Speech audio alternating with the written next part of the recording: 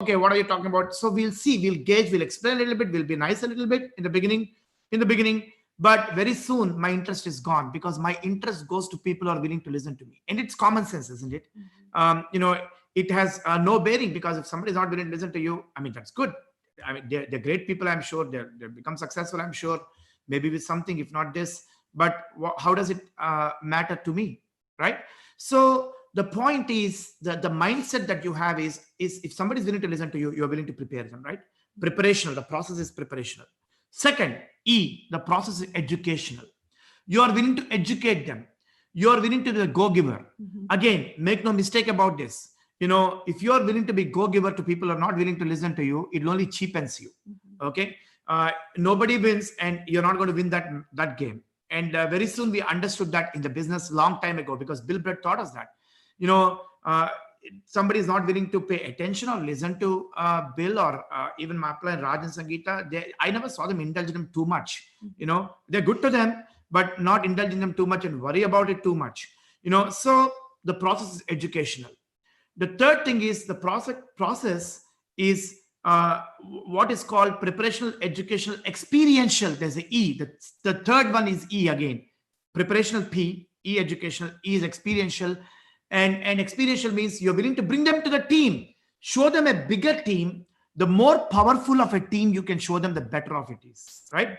Today, this is the Shah leadership, right? And how exciting it is. Every Sunday, we speak to our team in India. Uma and I, we are on the training, just a couple of minutes testimonial in the evaluation seminar. We do that. But you know what? This Sunday, do you think we are doing that? No, absolutely not. Because what an opportunity to hear somebody, outside us and our uplines and our awesome cross lines that you heard. This is a rare opportunity, right? So we want people, you want to give them the experience. Experience usually means not you. Okay. And just keep that in mind. It's something much, much bigger than you. The process is experiential, because when people are plugged into a team and you're showing them something much bigger than you, that's giving the experience of being an entrepreneur and the way our business is built. Finally, the process is selective, which means that finally you get to say yes or no. There are candidates who have said, oh yeah, we're doing that, and yeah, we're going to do this. And somehow we felt their work ethic is not matching their words. We are not seeing them listen to the talks. In fact, every candidate that we have onboarded, we have had them listen to at least 6 to 8 talks. Because afterwards I don't have the time to fight with them and do kabaddi, with them to have them do the basic stuff of the business, right? And so I would rather determine it ahead of time, but all this will become very clear for you when you're doing huddle, play with your upline, right? In the beginning, you will be like bashing everybody. I don't need this guy, man. I'm too good for this. Then you'll go, I call hitting and begging, spectrum. So on one side, you're hitting people, like one side, like, I need you, what can I do for you? Can I do something for you? Like, so people swing like a yo-yo in between this. You will all go through that. The only way to learn is to do it. So remember one thing about the process. You are the best you can be today. You cannot ask for future you to be doing today's process for you. I mean, it's crazy, right? So whatever you are, you need to act with confidence of today. But you need to be continuously improving step by step. That's what growth mindedness means. Okay. So, and the way you do it is the process works better if you're part of the core run, right?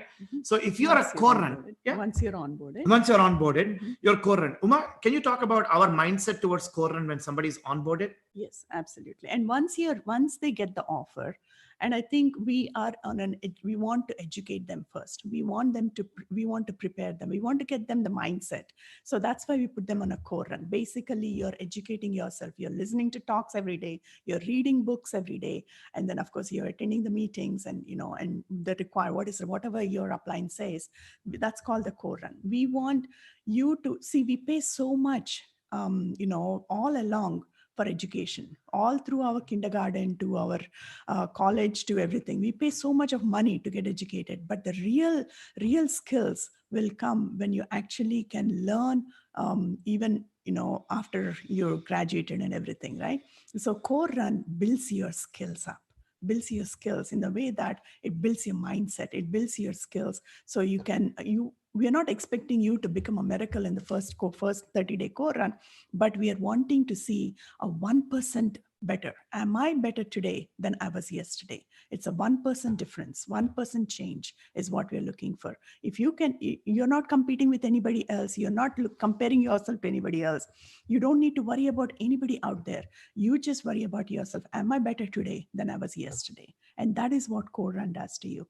You can keep on, if you're part of the core run, sometimes people again get legalistic even in that. They're like doing for the sake of doing. Then it becomes a bore run, or chore run. You don't want to be in a bore run or a chore run. You want to be doing core run. You want to really learn. You want to learn how to, master this process, master this, this whole skills of building mindset and all that stuff.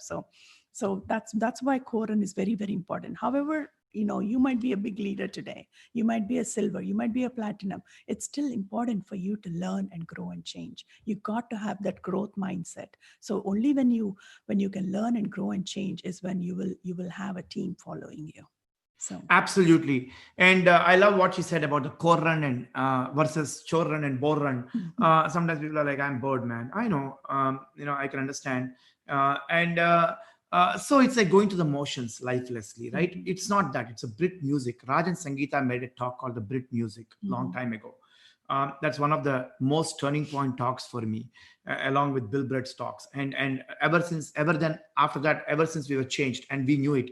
So you need to have Brit music in you when you're doing a core run. So this makes your process better and effective. The mindset is, I'm a selector. I will not lose my marbles, and I'm not going to be so excited that somebody gets started. In our personal leg, we have a new leg that's 7,500 points. Okay, a brand new leg of ours. In that, we have an eagle that is 3 months eagle since launch, and another eagle applying to them is 6 months in the business. Okay, now we are like, jumping up and down. We are not like that. You know why? Because that is normal. That's what we expect. So move on, right? Because previously, my goodness, 100 points a person goes, I have to put him on the head, and then afterwards, and I have to carry him in a palanquin, and after that, by the time he reaches 21%, I don't know what else, what other praises I can give him, and they're like, want more, man. Otherwise, I won't move on. And I say, I'm like tired of this, right?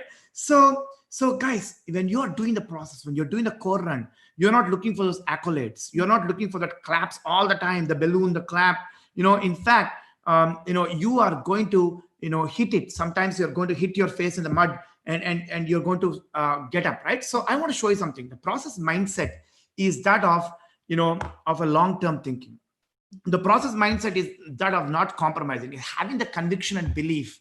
At the same time, checking. You're not blindly going to the belief and no results and years of belief, and I'm going to make it. No, if you don't have feedback through play, huddle, play with your upline, it's not going to happen, right? So, and you need to understand that. I want to just show a couple of things, what people go through when you're doing this process. I want to just give you, get an idea of this. Please don't take pictures of this, okay? But do understand there's an emotional state, and people start so fired up, right? Man, process, new, or I'm excited, uninformed optimism. You don't even know. Then slowly the core run is over, and then they start talking to people, and then, people are going through the process. First, they're fired up, and then people drop out. And very soon their emotion tanks down to phase 2, informed pessimism. Now they know, hey, this might not work so well, very soon. I mean, we are a long time coming, maybe. And then they'll go into depression, the valley of despair. Phase 3 is like total valley underneath.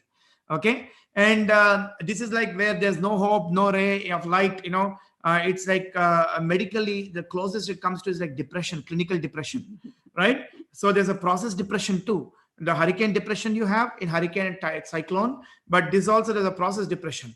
And everybody will go through that. You will go through that. Maybe some of you are still there. Okay. And where nothing seems to be like, there's no light and there's no hope coming. And we were there at those phases in the business.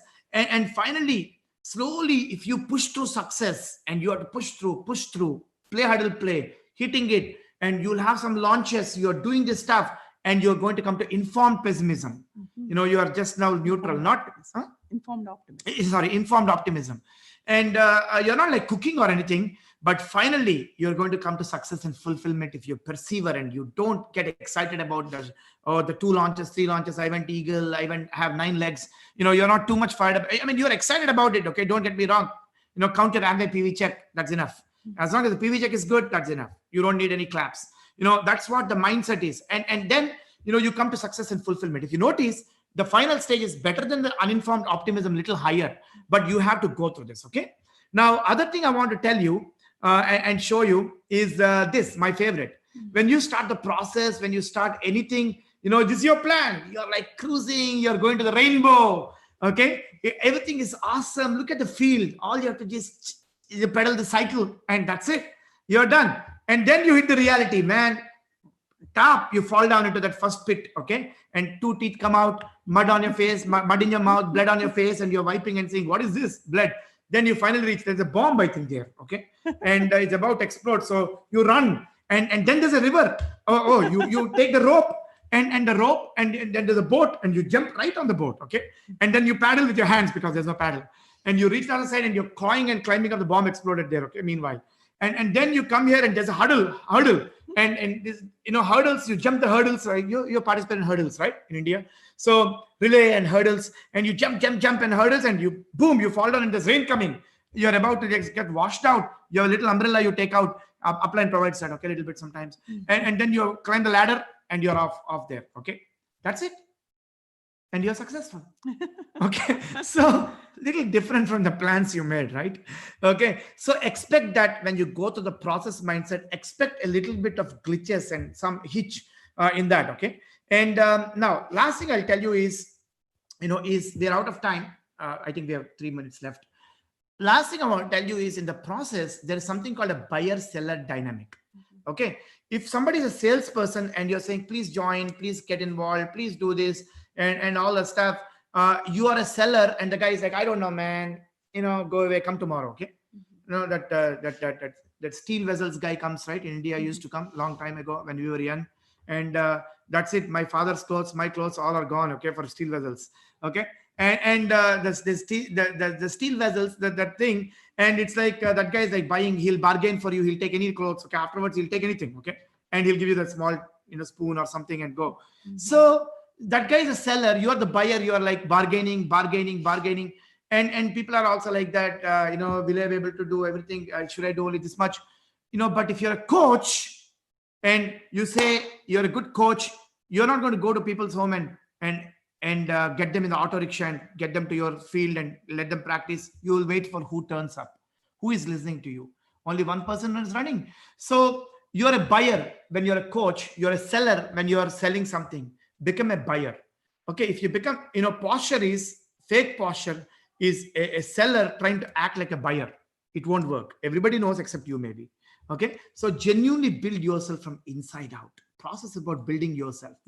The mindset. That's why the core run. That's why the play huddle play. That's why the 3 powers, how you speak, how you come across. And these are things that will help you in the process. So hope that made sense to you. Okay. And so one of the things, guys, is you're not willing to give up that inside core in the process, and you're willing to persist, and you're willing to understand that your day will come, your time will come. Anything else you want to add, Uma? Yeah, all I can say is part of building up. I think your self-talk, what you speak to yourself, which is one of our 3 powers, is very, very important. Are you speaking the right things? Are you doing your self-talk? And Raj and Sangeeta have made this incredible self-talk available for everybody. And Raj has been instrumental in making sure that all our meetings, everybody does self-talk. And are you doing that, or do you have some other loser talk when you're inside the house? Not a self-talk or winning talk, but oh, I don't know, nobody is getting in. Oh, do we really have to put the standards high? Or is that the talk, or are you telling, what, I'm going to pick the right people, I'm going to choose the right people, I'm going to select the right people, I'm a winner, I'm born to win? What is your self-talk? I think that's a very, very key as part of you building up yourself. Absolutely. Finally, we'll say this, guys. It's a compound effect. The small things you do every day is compound effect. If you want to build biceps, you don't look at biceps all the time. You work on what this is called a lag indicator. What you're doing the workout is called a lead indicator. You're working on the lead indicators, namely your process appointments, your core run, right? How many days you're on core run, how punctually you're doing that PHP with your appliance, checking things, and all that stuff. So this is part of the lead indicators. Lag indicators, namely building the muscle, namely that result will come later. So yes, we want you to be eagle, eagle plus everything. Yes, we want to achieve the pins, right? We wanted to launch the legs in the business. Yes, but are you working on your process appointments? Are you working on your core run? Are you working on yourself? That is what the compound effect is. You need to let the compound effect take its place. And once you do that, you will have amazing growth. But if you don't let that compound effect work, you'll be back to square one. So process is about the mindset of building yourself. It's about saying no. Uma always says it. We would rather run with one than drag 100. We always build our team like that. By the way, we are not too much into numbers, people. We are about quality and sustainability of our Amway business, right? And that requires even a fewer people who are solid will do for me, right? People who have the same wavelength, same mentality, same culture that we are trying to propagate in our team. That's good enough for me. I don't need too many. You have to understand your standards and how you build your team, because sometimes we run after everything, every shiny object that is found there. Our shiny objects, our true North Pole and North Star was our appliance counseling. What Rajan Sangeeta told us was northern for us. That was the North Star, the Pole Star, Polaris it's called. Okay, technical name for that star. Okay, that was it. It is a directional star. And for us, a lot of shiny objects come and people run and they spend years and years after shiny objects. Sometimes they'll get their own objects in their own mind. Sometimes they're full of themselves. So many years are wasted in Amway business by people who can't understand being on the same wavelength with a solid upline. Okay, so do that and your process will explode. We haven't been able to talk to you about all the great successes, but you know what? When you have Rajan Sangeeta coming, that's absolutely phenomenal. And we would rather have you hear from them. But Uma and I are excited, folks. Let's move on. This is the best thing. And thank you, Rajan Sangeeta, for amazing, guidance and everything. And I want to just give a thanks to Vidya and Rama and Anand and Pushpa Savulge and the whole team for coordinating this and making this. Yes, we had some glitches. Sorry for that, but you know what? It's just worked flawlessly afterwards and putting all these things together. With that, I'm done. And absolutely great hosting, Rakshit. And Vaijayanti, over to you guys. Thank you so much.